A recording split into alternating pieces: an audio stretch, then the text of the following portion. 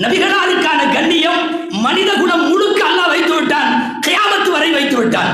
இதையெல்லாம் பேசுவது நம் பெருமைக்காக அல்ல. ஒரு வகையில் இப்படி ஒரு பெருமிதம் உண்டு. உலகம் முழுக்க பல்வேறு படைப்புகளாலும் உயர்த்தி தூக்கி வைக்கப்படுகிற ஒரு மாபெரும் மனிதருக்கு நாம் எல்லாம் உம்மத்தாக இருக்கிறோம்.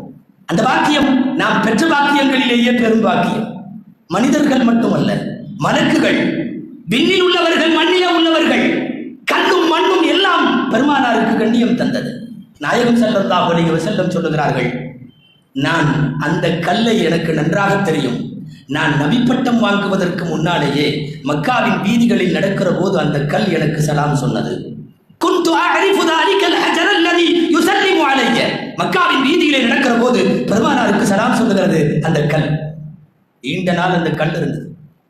ஹாஜிகள் நிறைய பேர் நீண்ட காலங்கள் போய் பெருமானாருக்கு சலாம் சொன்ன அந்த கல்லுக்கு சலாம் சொல்லிவிட்டு வருவார்கள் நிறைய பேர்.